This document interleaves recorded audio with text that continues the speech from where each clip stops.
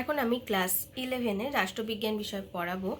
এর আগের দিন যে বিষয় সম্পর্কে আমি আলোচনা করেছিলাম সেটা হচ্ছে এককেন্দ্রিক ও যুক্তরাষ্ট্রীয় শাসন ব্যবস্থার মধ্যে পার্থক্য।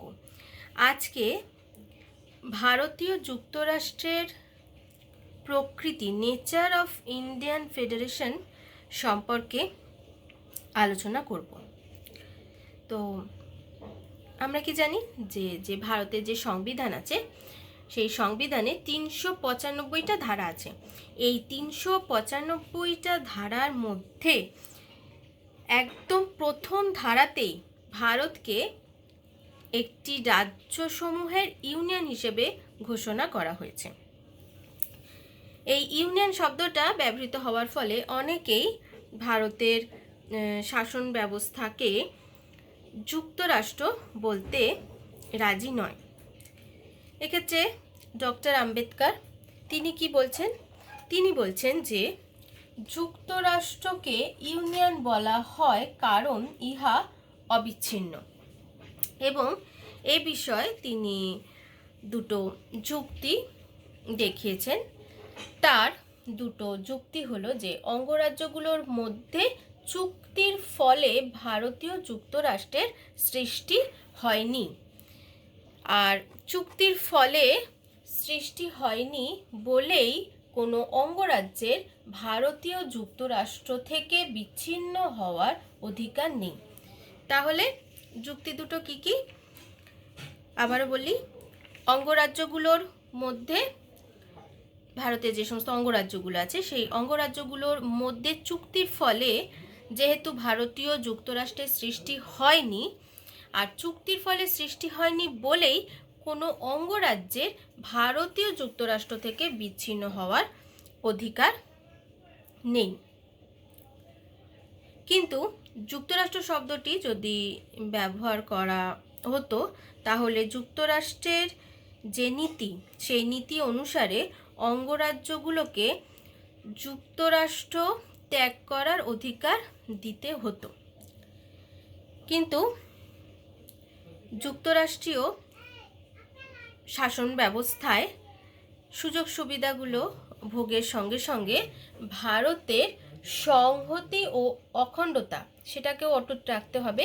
তো ভারতের সংহতি ও অখণ্ডতাকে অটুট রাখার জন্যই ভারতকে রাজ্যসমূহের ইউনিয়ন বলা হয়েছে। তাহলে আবারও বলছি যে যুক্তরাষ্ট্রীয় শাসন ব্যবস্থার যে সমস্ত সুযোগ সুবিধা সেই সুযোগ সুবিধাগুলোর ভোগের সঙ্গে সঙ্গে ভারতের সংহতি ও অখণ্ডতাকে অটুট রাখার জন্যই ভারতকে রাজ্যসমূহের ইউনিয়ন বলা হয়েছে। ভারতের যে শাসন ব্যবস্থা সেই শাসন ব্যবস্থায় যুক্তরাষ্ট্রীয় কিছু বৈশিষ্ট্য আছে, এর সাথে সাথে ভারতীয় শাসন ব্যবস্থায় কিছু অযুক্তরাষ্ট্রীয় বৈশিষ্ট্য লক্ষ্য করা যায়। তো প্রথমে ভারতের শাসন ব্যবস্থায় যে যুক্তরাষ্ট্রীয় বৈশিষ্ট্যগুলো আছে সেইগুলো আগে একটুখানি বলি। বৈশিষ্ট্যগত বা কাঠামোগত বিচারে ভারতে যুক্তরাষ্ট্রীয় শাসন ব্যবস্থায় প্রতিষ্ঠিত হয়েছে, অর্থাৎ ভারতে আমরা ফেডারেল স্ট্রাকচার দেখে থাকি। তো যুক্তরাষ্ট্রীয় শাসন ব্যবস্থার যে মূল বৈশিষ্ট্যগুলো আছে, যেমন একটা যুক্তরাষ্ট্রীয় শাসন ব্যবস্থাতে যেটা দেখা যায় যে একটা কেন্দ্রীয় সরকার এবং কতগুলো আঞ্চলিক সরকার অবস্থান করে। আরেকটা বৈশিষ্ট্য লক্ষ্য করা যায়, সেটা হচ্ছে একটি লিখিত ও দুষ্পরিবর্তনীয় সংবিধান থাকবে এবং সেই সংবিধানের প্রাধান্য প্রতিষ্ঠিত হবে। আর একটা বৈশিষ্ট্য হচ্ছে সংবিধান দ্বারাই এই উভয় ধরনের সরকার অর্থাৎ কেন্দ্রীয় সরকার আর রাজ্য সরকারগুলোর মধ্যে ক্ষমতা বন্টন করা হবে। আর আরেকটা উল্লেখযোগ্য বৈশিষ্ট্য হচ্ছে যে একটা নিরপেক্ষ যুক্তরাষ্ট্রীয় আদালতের অবস্থান লক্ষ্য করা যায়। যে বৈশিষ্ট্যগুলো আমি বললাম, যুক্তরাষ্ট্রীয় যে সমস্ত বৈশিষ্ট্যগুলো বললাম, ভারতীয় সংবিধানেও এই সমস্ত বৈশিষ্ট্যগুলো কিন্তু লক্ষ্য করা যায়। অর্থাৎ ভারতেও যেটা দেখা যায় যে একটা কেন্দ্রীয় সরকার এবং তার সাথে সাথে কতগুলো রাজ্য সরকার আছে। অর্থাৎ দু ধরনের সরকারই কিন্তু ভারতে আমরা দেখে থাকি, অর্থাৎ একটা কেন্দ্রীয় সরকার এবং কতগুলো আঞ্চলিক বা রাজ্য সরকার। আর আমরা জানি ভারতের যতগুলো রাজ্য আছে ততগুলোই কিন্তু রাজ্য সরকার আছে। আর ভারতের যে সংবিধান, সেই সংবিধানকে বলা হয় বিশ্বের বৃহত্তম লিখিত সংবিধান। অর্থাৎ ভারতের সংবিধান অবশ্যই তো লিখিত এবং আংশিকভাবে দুষ্পরিবর্তনীয়। আর দেশের শাসন ব্যবস্থায় সংবিধানের প্রাধান্যই প্রতিষ্ঠিত হয়েছে।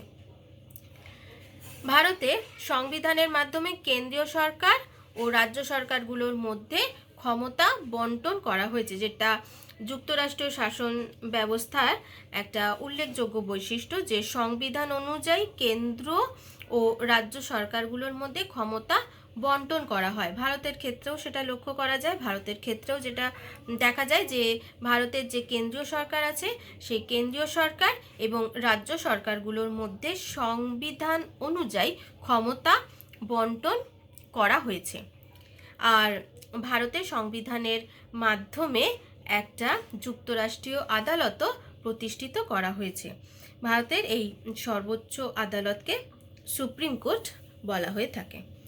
অর্থাৎ এক্ষেত্রে আমরা যেটা দেখে থাকি যে যুক্তরাষ্ট্রীয় শাসন ব্যবস্থা যে সমস্ত উল্লেখযোগ্য বৈশিষ্ট্যগুলো আছে সেই বৈশিষ্ট্যগুলো কিন্তু ভারতের শাসন ব্যবস্থাতেও লক্ষ্য করা যায়। এবার আসি, ভারতের শাসন ব্যবস্থায় কিছু অযুক্তরাষ্ট্রীয় বৈশিষ্ট্যও কিন্তু লক্ষ্য করা যায়। অযুক্তরাষ্ট্রীয় বৈশিষ্ট্যগুলো কি কি? অযুক্তরাষ্ট্রীয় বৈশিষ্ট্য অর্থাৎ যেটা দেখা যায় ভারতে, যে ক্ষমতা বন্টনের ক্ষেত্রে কেন্দ্রিকতার ঝোঁক ভীষণভাবেই ভারতের শাসন ব্যবস্থাতে আর কি লক্ষ্য করা যায়। তো কোন কোন বিষয় কেন্দ্র প্রবণতা লক্ষ্য করা যায়? একটা হচ্ছে আইন বিষয়ক কেন্দ্র প্রবণতা, প্রশাসনিক বিষয়েও কেন্দ্রিকতা লক্ষ্য করা যায়, অর্থাৎ কেন্দ্রের ক্ষমতা, বেশি ক্ষমতা, এবং আর্থিক বিষয়েও কেন্দ্রিকতা লক্ষ্য করা যায়। এই অত্যধিক কেন্দ্র প্রবণতার কারণেই বলা হচ্ছে যে ভারতের শাসন ব্যবস্থার এই সমস্ত বৈশিষ্ট্যগুলো অযুক্তরাষ্ট্রীয় বৈশিষ্ট্য। কেননা যুক্তরাষ্ট্রীয় শাসন ব্যবস্থার ক্ষেত্রে যেটা দেখা যায় যে একটা কেন্দ্রীয় সরকার থাকবে এবং কতগুলো আঞ্চলিক সরকার থাকবে, আর একটা লিখিত ও দুষ্পরিবর্তনীয় সংবিধান থাকবে, আর সংবিধান অনুসারেই এই উভয় ধরনের সরকারের মধ্যে ক্ষমতা বন্টন করা হবে। কিন্তু ভারতের ক্ষেত্রে যেটা দেখা যায় যে ভারতে, যেহেতু বললাম যে ভারতে কিছু অযুক্তরাষ্ট্রীয় বৈশিষ্ট্য লক্ষ্য করা যায়। কেন অযুক্তরাষ্ট্রীয় বৈশিষ্ট্য লক্ষ্য করা যায়? কেন ভারতের ক্ষেত্রে যেটা দেখা যাচ্ছে যে কিছু কিছু বিষয়ে কেন্দ্রের অত্যধিক ক্ষমতা, এবং যেটা বললামই যে আইন বিষয়ক কেন্দ্র প্রবণতা লক্ষ্য করা যায়, প্রশাসনিক বিষয়েও কিছু কেন্দ্রিকতা লক্ষ্য করা যায়, আর্থিক বিষয়েও দেখা যাচ্ছে যে কেন্দ্র প্রবণতা লক্ষ্য করা যায়। অর্থাৎ কেন্দ্রিকতার প্রতি ভীষণভাবে একটা ঝোঁক ভারতীয় শাসন ব্যবস্থায় দেখা যায়। তো প্রথমে যেটা বললাম যে আইন বিষয়ক কেন্দ্র প্রবণতা কি কি লক্ষ্য করা যায়। যুক্তরাষ্ট্রে এমনিভাবে যেটা দেখা যাচ্ছে যে অন্যান্য যুক্তরাষ্ট্রে ক্ষমতা বন্টনের ক্ষেত্রে দুটো নীতি স্বীকৃত হয়েছে। সংবিধানে নির্দিষ্ট কতগুলো ক্ষমতা কেন্দ্রকে দিয়ে অবশিষ্ট যে ক্ষমতাগুলো সেগুলো অঙ্গরাজ্যগুলোর জন্য সংরক্ষণ। আর একটা নীতি হচ্ছে যে নির্দিষ্ট কতগুলো ক্ষমতা অঙ্গরাজ্যগুলোকে দিয়ে অবশিষ্ট সকল ক্ষমতা কেন্দ্রের হাতে ন্যস্ত করা। আর মার্কিন যুক্তরাষ্ট্র আর অস্ট্রেলিয়াতে যে প্রথম নীতিটার কথা বললাম, এই প্রথম নীতিটা সেক্ষেত্রে দেখা যায় প্রথম নীতিটাকেই অনুসরণ করা হয়। প্রথম নীতিটা কি বললাম, যে কেন্দ্রকে কতগুলো ক্ষমতা, কেন্দ্রকে দিয়ে অবশিষ্ট ক্ষমতাগুলো অঙ্গরাজ্যগুলোর জন্য সংরক্ষণ করা। তো মার্কিন যুক্তরাষ্ট্র, অস্ট্রেলিয়াতেও দেখা যাচ্ছে যে কেন্দ্র ও রাজ্যগুলোর মধ্যে এইভাবেই, এই নীতি অনুযায়ী ক্ষমতা বন্টন করা হয়েছে। আর কানাডার ক্ষেত্রে দ্বিতীয় নীতি অনুসরণ করা হয়েছে। কিন্তু ভারতের সংবিধানে আমরা যেটা দেখে থাকি, যে কেন্দ্র ও রাজ্যগুলোর মধ্যে ক্ষমতা বন্টনের ক্ষেত্রে যে দুটো পদ্ধতির কথা বললাম, যুক্তরাষ্ট্রীয় যে দুটো পদ্ধতি আছে, কোনোটাকেই কিন্তু পুরোপুরি গ্রহণ করা হয়নি। ভারতের ক্ষেত্রে যেটা দেখা যায়, যে তিনটে তালিকা আছে, ইউনিয়ন তালিকা বা কেন্দ্র তালিকা, রাজ্য তালিকা আর হচ্ছে যুগ্ম তালিকা। এই তিনটে তালিকার মাধ্যমেই সকল ক্ষমতা বন্টন করা হয়েছে। আর এই তিনটে তালিকা যে বহির্ভূত যে সমস্ত ক্ষমতাগুলো আছে, সেই বহির্ভূত ক্ষমতাগুলো কেন্দ্রীয় সরকারকে দেওয়া হয়েছে। অর্থাৎ রাজ্য সরকারগুলোর ক্ষমতা নির্দিষ্ট হলেও কেন্দ্র অবশিষ্ট যে ক্ষমতা, সেই অবশিষ্ট ক্ষমতাগুলো যেহেতু কেন্দ্রের হাতে আছে, সেই কারণে কিন্তু অবশিষ্ট ক্ষমতার ভিত্তিতেই কেন্দ্র বিশেষভাবে বলীয়ান। এবার আসছি পরের পয়েন্টে, কেন্দ্রের হাতেই ব্যাপক ক্ষমতা লক্ষ্য করা যায়। এই যে তিনটে তালিকার কথা বললাম, এই তালিকা তিনটে পর্যালোচনা করলে যেটা দেখা যায়, যে কেন্দ্রীয় সরকারের হাতেই ব্যাপক ক্ষমতা দেওয়া হয়েছে। মূল যে সংবিধান, সেই সংবিধানে কেন্দ্রের হাতে তালিকার বিষয়ে সংখ্যা ছিল 97, আর রাজ্য তালিকার বিষয়ে সংখ্যা ছিল 66, আর যুগ্ম তালিকার বিষয়ের সংখ্যা ছিল 47।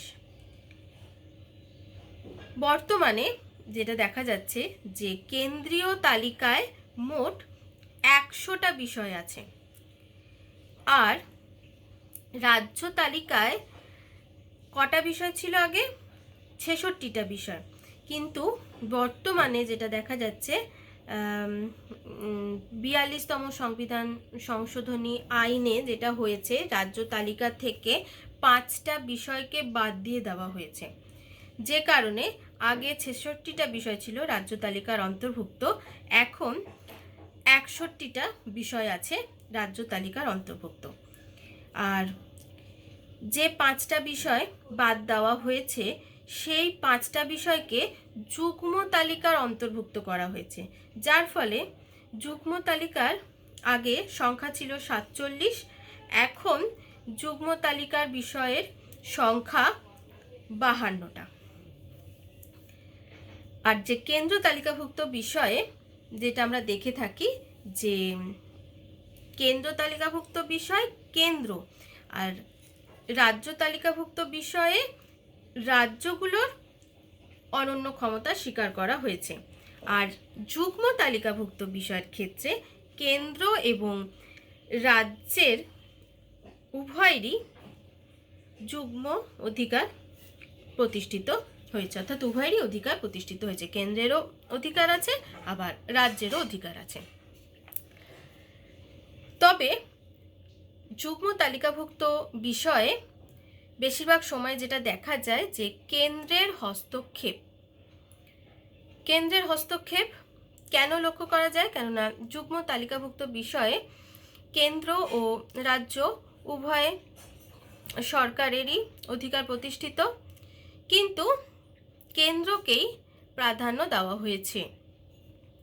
যুগ্ম তালিকাভুক্ত কোনো বিষয়ে কেন্দ্র ও রাজ্য একই সঙ্গে যদি কোনো আইন প্রণয়ন করে এবং রাজ্যের আইনের সঙ্গে কেন্দ্রের আইনের যদি কোনো বিরোধ বাধে, তাহলে সেক্ষেত্রে দেখা যায় যে রাজ্যের আইন আর কেন্দ্রের আইনের মধ্যে রাজ্যের আইনের যে সমস্ত অসামঞ্জস্যপূর্ণ যে অংশগুলো আছে, সেই অসামঞ্জস্যপূর্ণ অংশগুলো সেইগুলো বাতিল হয়ে যায়। তাহলে আবারও বলছি যে কেন্দ্রের আইনের সঙ্গে রাজ্যের আইনের যদি কোনো বিরোধ বাধে তাহলে সেক্ষেত্রে রাজ্যের আইনের যে সমস্ত অসামঞ্জস্যপূর্ণ অংশ সেই অংশটুকু বাতিল হয়ে যায় এবং কেন্দ্রের আইনই পুরোপুরি বলবৎ হয়। আবার অনেক সময় যেটা দেখা যায় যে কেন্দ্রীয় আইনসভা তথা পার্লামেন্ট তাহলে সেক্ষেত্রে কেন্দ্রীয় তালিকাভুক্ত বিষয়েই আইন প্রণয়ন করে থাকবে, সংবিধান অনুযায়ী সেটাই স্থির করা আছে। কেননা কেন্দ্রীয় তালিকাভুক্ত বিষয়গুলো কেন্দ্রের হাতে, আর রাজ্য তালিকাভুক্ত বিষয়গুলো রাজ্যের হাতে। আর তো বললামই যে যুগ্ম তালিকাভুক্ত বিষয়ের ক্ষেত্রে দেখা যায় যে কেন্দ্র এবং রাজ্য উভয় সরকারি ক্ষমতার অধিকারী। কিন্তু যেটা দেখা যায় যে কেন্দ্রের আইনসভা তথা পার্লামেন্ট অনেক সময়ই রাজ্য তালিকাভুক্ত বিভিন্ন বিষয়েও আইন প্রণয়ন করে থাকে, অর্থাৎ বিভিন্ন ক্ষেত্রে পার্লামেন্টকে রাজ্য তালিকাভুক্ত বিষয়েও আইন প্রণয়নের ক্ষমতা দেওয়া হয়েছে।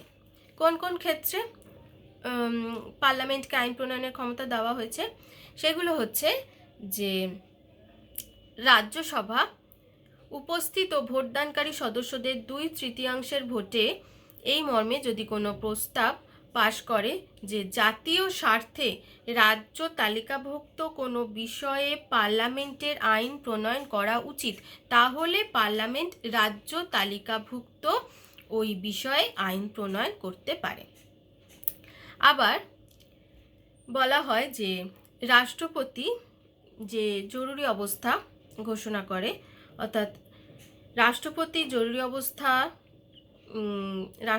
যে জরুরি অবস্থা ঘোষণা করেছে, তো সেই জরুরি অবস্থা বলবৎ থাকাকালীন সময়ে পার্লামেন্ট সমগ্র ভারতের জন্য বা ভারতের যে কোনো অংশের জন্য রাজ্য তালিকাভুক্ত বিষয়ে আইন প্রণয়ন করতে পারে। অর্থাৎ যখন জরুরি অবস্থা জারি হয় সেই সময়ে দেখা যাচ্ছে যে কেন্দ্রীয় আইনসভায় রাজ্য তালিকাভুক্ত বিষয়ে আইন প্রণয়ন করে থাকে।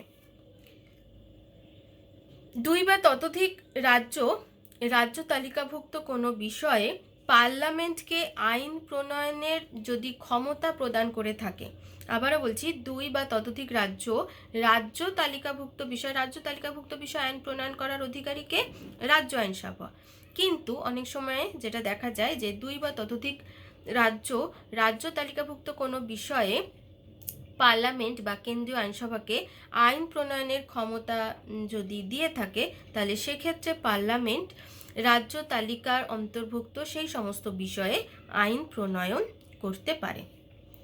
আবার আন্তর্জাতিক সন্ধি বা চুক্তিকে বলবৎ করার জন্য প্রয়োজন হলে পার্লামেন্ট রাজ্য তালিকাভুক্ত বিষয়ে আইন প্রণয়ন করতে পারে। আবার রাজ্যপালের মাধ্যমেও কেন্দ্র রাজ্যের আইন প্রণয়ন ক্ষমতায় হস্তক্ষেপ করে থাকে। রাজ্যপাল ইচ্ছে করলে রাজ্য আইনসভা যে আইন পাশ করেছে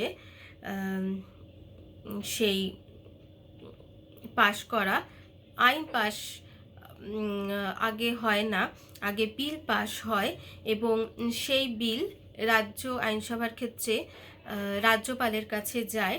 তো রাজ্যপাল সেক্ষেত্রে সম্মতি যখন দেন তখনই কোনো বিল আইনে পরিণত হতে পারে। তো রাজ্য আইনসভা যে বিল পাশ করেছে সেই বিলকে রাজ্যপালের কাছে আসবে সেই বিলটা।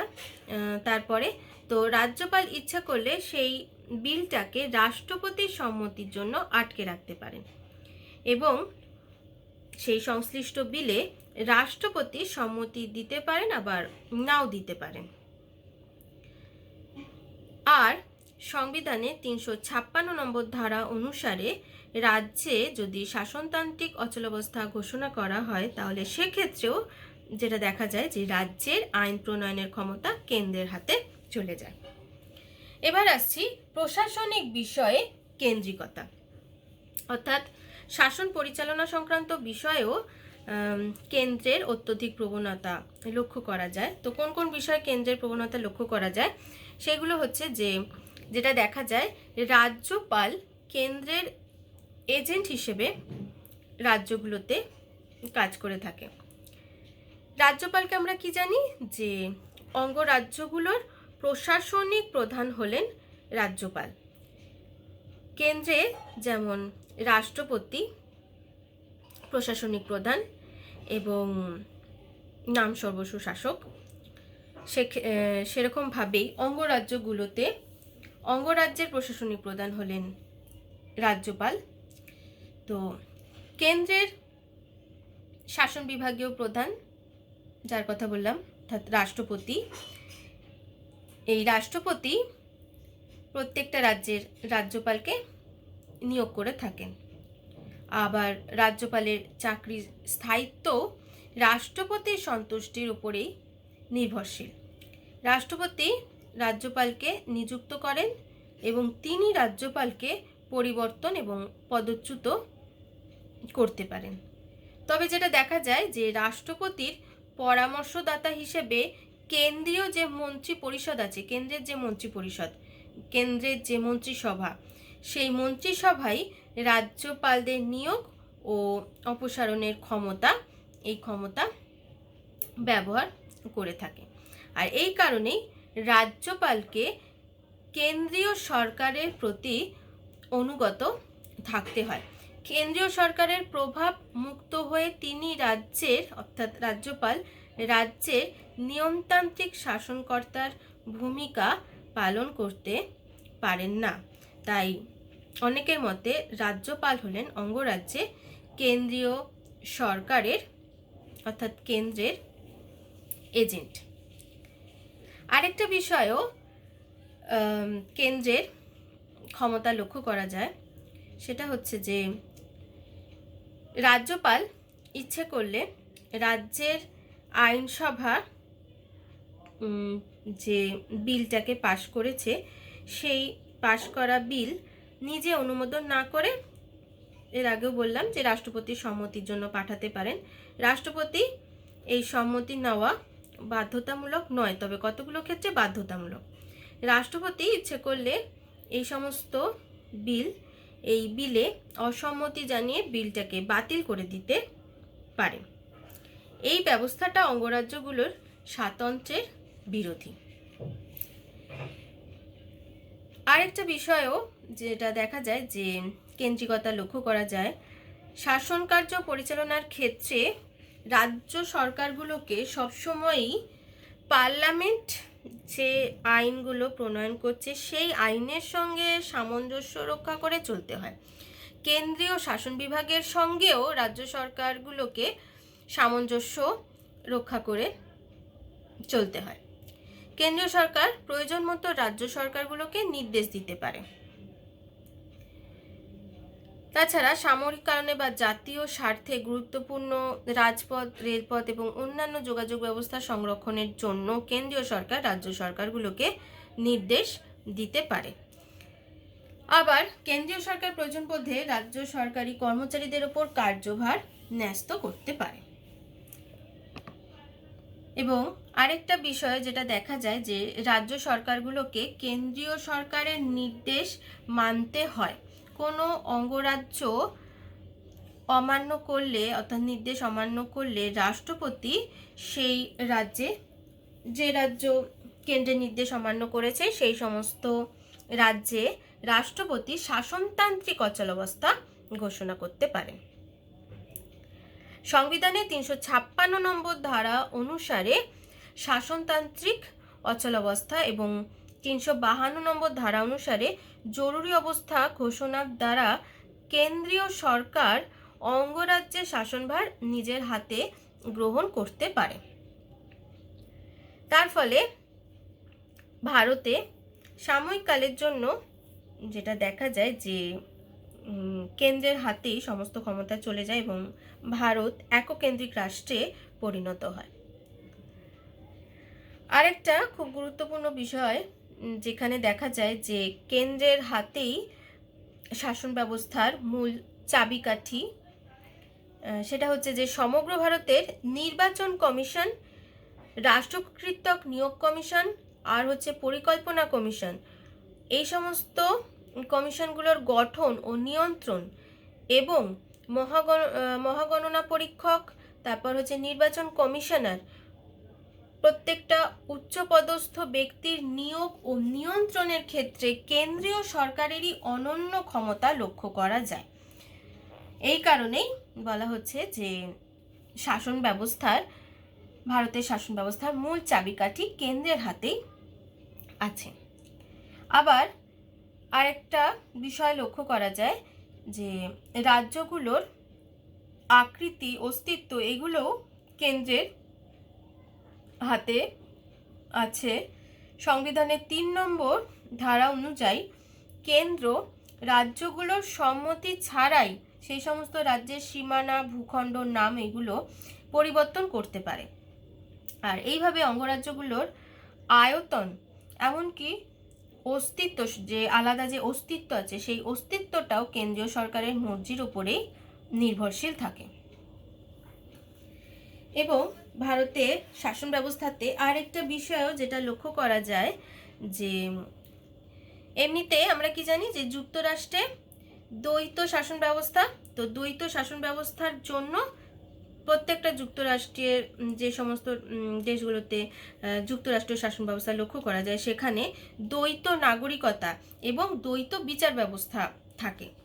মার্কিন যুক্তরাষ্ট্রেও এটা লক্ষ্য করা যায়, অর্থাৎ দ্বৈত নাগরিকতা এবং দ্বৈত বিচার ব্যবস্থা আছে। কিন্তু ভারতের ক্ষেত্রে দ্বৈত নাগরিকতা, দ্বৈত বিচার ব্যবস্থা কোনোটাকেই স্বীকার করা হয় না। ভারতবাসীদের নাগরিকতা অখণ্ড, অর্থাৎ ভারতবাসীরা শুধুমাত্রই ভারতীয় নাগরিক। আলাদা করে অঙ্গরাজ্যের জন্য কিন্তু কোনো নাগরিকতা নেই, সকলেই কি বললাম যে ভারতেরই নাগরিক। তেমনি আবার ভারতের যে বিচার ব্যবস্থা সেই বিচার ব্যবস্থাটাও কিন্তু অখণ্ড। আর সুপ্রিম কোর্টই হচ্ছে ভারতের এই অখণ্ড বিচার ব্যবস্থার শীর্ষে অবস্থিত। ভারতের শাসন ব্যবস্থার ক্ষেত্রে আরেকটা বিষয় লক্ষ্য করা যায়, রাজ্যসভার গঠনে সমপ্রতিনিধিত্ব এটা নেই। যুক্তরাষ্ট্রের এটা আরেকটা অন্যতম বৈশিষ্ট্য যে যুক্তরাষ্ট্রে কেন্দ্রীয় আইনসভার যেটা উচ্চকক্ষ থাকে সেই উচ্চকক্ষ অঙ্গরাজ্যগুলোর সমপ্রতিনিধিত্বের নীতি অনুসারে গঠিত হয়ে থাকে, অর্থাৎ প্রত্যেকটা অঙ্গরাজ্যগুলো থেকে সমান সংখ্যক প্রতিনিধি যে আইনসভার যেটা উচ্চকক্ষ সেই উচ্চকক্ষে যাবে। যেমন মার্কিন যুক্তরাষ্ট্রের ক্ষেত্রে যেটা দেখা যায় যে মার্কিন যুক্তরাষ্ট্রের আইনসভার উচ্চকক্ষ হলো সিনেট। আর এই সিনেটে 50টা অঙ্গরাজ্য থেকে 2 জন করে প্রতিনিধি, অর্থাৎ 100 জন সদস্য বিশিষ্ট একটা উচ্চকক্ষ গঠিত হয়ে থাকে, যেটাকে আমরা বললাম সিনেট। কিন্তু ভারতের ক্ষেত্রে যেটা লক্ষ্য করা যায়, ভারতের পার্লামেন্টের উচ্চকক্ষের নাম কি? ভারতের পার্লামেন্টের উচ্চকক্ষ হলো রাজ্যসভা। এই রাজ্যসভার গঠনের ক্ষেত্রে এই যে সমপ্রতিনিধিত্বের নীতি, এই সমপ্রতিনিধিত্বের নীতি কিন্তু মানা হয়নি। ভারতের ক্ষেত্রে যেটা দেখা যায় যে ভারতের রাজ্যগুলোর জনসংখ্যা এবং রাজ্যগুলোর আয়তন, সেই আয়তনের ভিত্তিতেই রাজ্যসভার আসনগুলো অঙ্গরাজ্য সমূহের মধ্যে বণ্টিত হয়েছে। অর্থাৎ যে রাজ্যগুলোর জনসংখ্যা বেশি, আয়তন বড়, সেখান থেকে দেখা যায় যে বেশি সংখ্যক প্রতিনিধি প্রেরণ করা হয়, আর যে রাজ্যগুলোর আয়তন ছোট সেখান থেকে কম সংখ্যক প্রতিনিধি প্রেরণ করা হয়। অর্থাৎ সমপ্রতিনিধিত্বের নীতি কিন্তু মানা হয় না। আর ভারতের ক্ষেত্রে আরেকটা বিষয় লক্ষ্য করা যায়, এমনিতে তো যুক্তরাষ্ট্রের শাসন ব্যবস্থার বৈশিষ্ট্যই হচ্ছে যে অঙ্গরাজ্যগুলোর জন্য আলাদা সংবিধান থাকবে, কিন্তু ভারতের ক্ষেত্রে যেটা দেখা যায় যে সমগ্র ভারতের জন্য একটাই মাত্র সংবিধান আছে, অঙ্গরাজ্যগুলোর জন্য আলাদা করে কোনো সংবিধান নেই।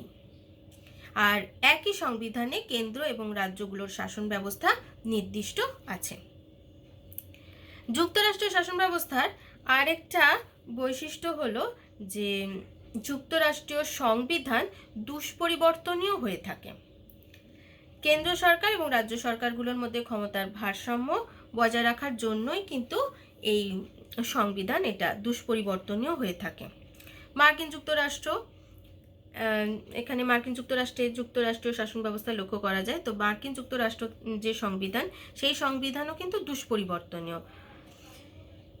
কিন্তু ভারতের যে সংবিধান, সেই সংবিধান পুরোপুরি দুষ্পরিবর্তনীয় নয়। ক্ষমতার বন্টন, তারপর হচ্ছে রাষ্ট্রপতি নির্বাচন, এই কতগুলো ক্ষেত্রে ভারতের সংবিধান দুষ্পরিবর্তনীয়, কিন্তু অন্যান্য ক্ষেত্রে ভারতের সংবিধান সুপরিবর্তনীয়।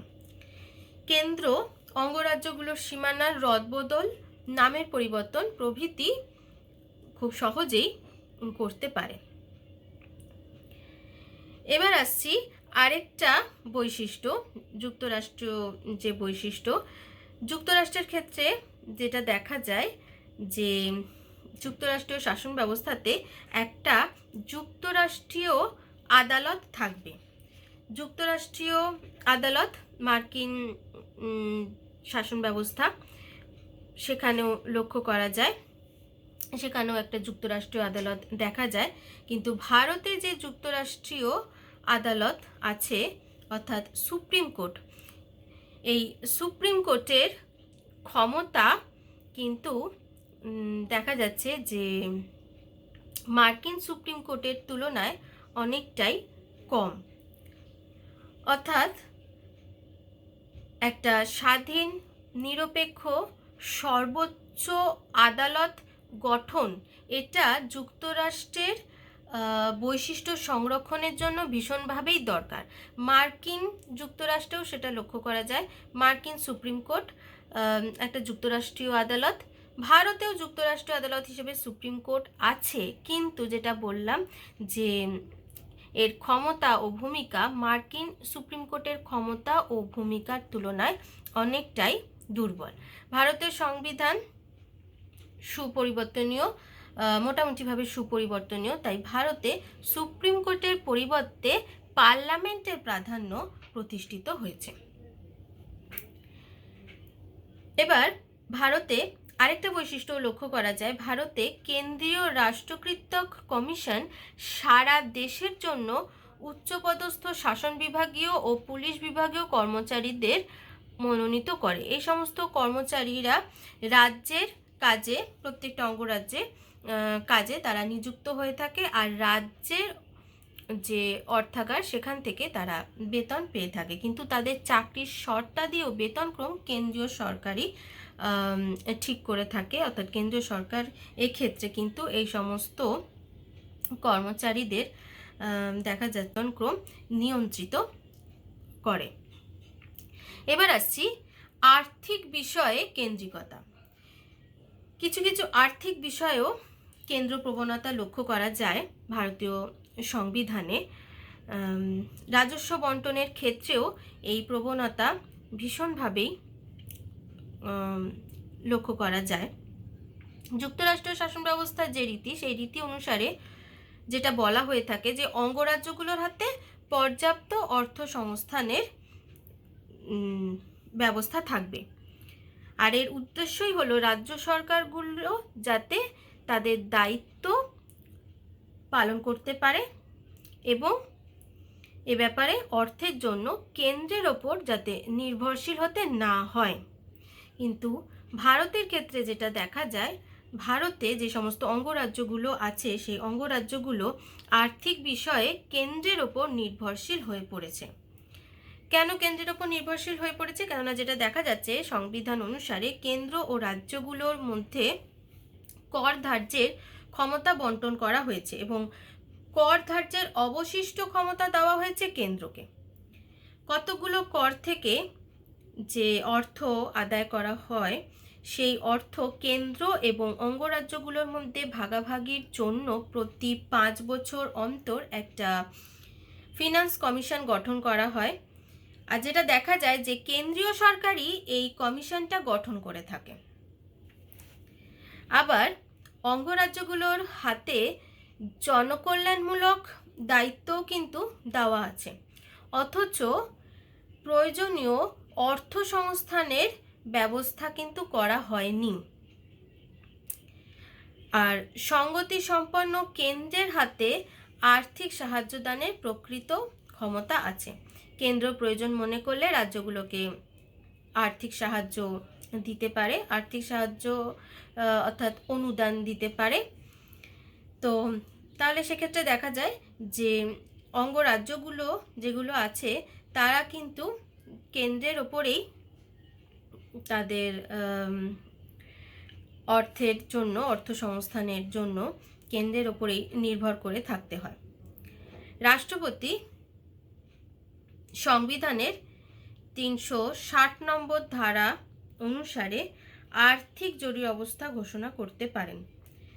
তখন যে সমস্ত রাজ্যগুলো আছে সেই রাজ্যগুলোকে কেন্দ্রের মতো করেই আর্থিক নীতি গ্রহণ করতে হয়, কেন্দ্রের অভিরুচি অনুসারেই আর্থিক নীতি গ্রহণ করতে হয়। আর এই অবস্থায় রাজস্ব বন্টন সম্পর্কিত সংবিধানের যে স্বাভাবিক ব্যবস্থা সেই ব্যবস্থাটা স্থগিত থাকে। আর এইভাবেই কেন্দ্রীয় সরকার আর্থিক বিষয়ে বিশেষভাবে ক্ষমতাশালী অনেক সময় হয়ে পড়তে পারে। আর যেটা বললামই যে যেহেতু রাজ্যগুলোকে কেন্দ্র অনুদান দিয়ে থাকে, সেই কারণেই অর্থের ব্যাপারে প্রলোভন দেখিয়ে পরোক্ষভাবে কেন্দ্র রাজ্যগুলোকে কিন্তু নিয়ন্ত্রণও করতে পারে। এই সমস্ত কারণেই ভারতে যে শাসন ব্যবস্থা সেই শাসন ব্যবস্থাকে অযুক্তরাষ্ট্রীয় বলা হচ্ছে। ভারতের শাসন ব্যবস্থার বিভিন্ন ক্ষেত্রে যে ব্যাপক কেন্দ্রীকরণ, সেই কেন্দ্রীকরণের কথা তো অস্বীকার করা যায় না। এই কারণে অধ্যাপক কেসি হোয়ার, ডক্টর আম্বেদকর প্রমুখ সংবিধান বিশেষজ্ঞ ভারতকে পরিপূর্ণ অর্থে একটা যুক্তরাষ্ট্র বলতে চান না। এদের মতানুসারে ভারতের যে শাসন ব্যবস্থা সেই শাসন ব্যবস্থা হচ্ছে আধা যুক্তরাষ্ট্রীয়।